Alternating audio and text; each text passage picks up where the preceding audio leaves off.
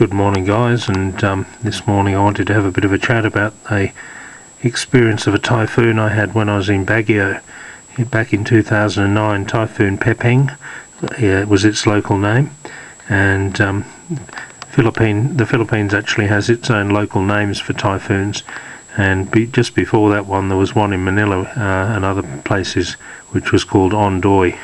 So they use the same system where they use the next letter of the alphabet for consecutive typhoons, and the other name of Typhoon Pepeng or the international name was Palma, and the name of a typhoon in the Philippines, it's called a Baguio. So a Bagyo is a Baguio, and an earthquake is a lindol, Lindol. Anyway, I'd had a little bit of time in Manila, a few days, and I took the bus up to Baguio, the Victory liner, and I'd arranged some accommodation in a transient about 5-6 k's along the old Marcos Highway as you're going into Baguio, and the house did have, or the building actually was built into the mountain, and it had 7 different levels built into the side of the mountain. And I was the only one staying there, and it was a lovely young couple with a young child. And I pretty much had the run of the place, although I didn't have any cooking facilities. I had my own room, and it was a TV room which I could go and watch whenever I wanted. And unfortunately, a tragedy struck nearby. And when I first arrived, there was 36 hours of just a constant downpour. There was no letting up at all. It was a day and a half of constant heavy rain.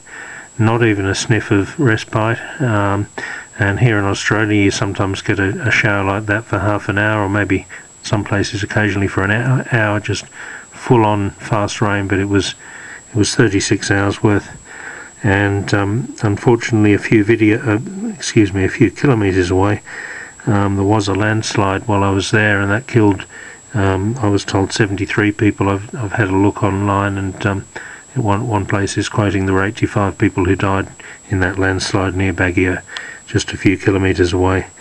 And one of my friends I met in Baguio, one of her friends unfortunately passed away in that landslide.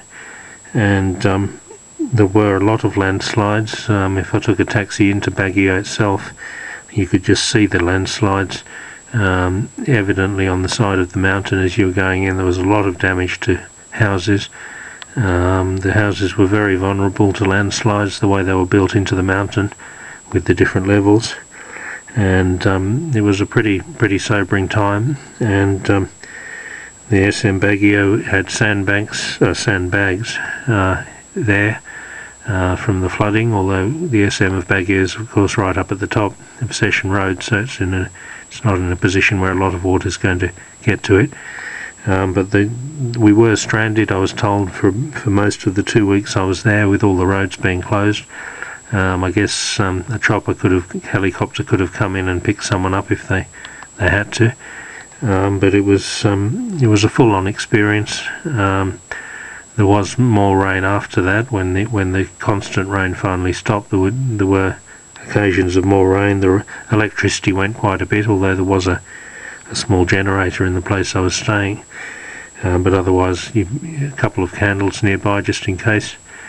I remember when the roads were open again and I got the Victory liner back to Manila, the SM Rosales, I'd been told, was actually underwater. The SM mall in Rosales City, on the way back down to Manila, they'd said it had been totally flooded. So it does do an awful lot of damage in the Philippines, these natural disasters, whether it's earthquakes or typhoons, and very densely populated areas, often houses or buildings built into the mountain in places like Baguio, and unfortunately they do just seem to have their share of, or more than their share of, natural disasters, and that was one which I experienced myself back in October 2009. Oh, thanks for listening, everyone. Have a good day, and feel free to leave any comments. Thank you.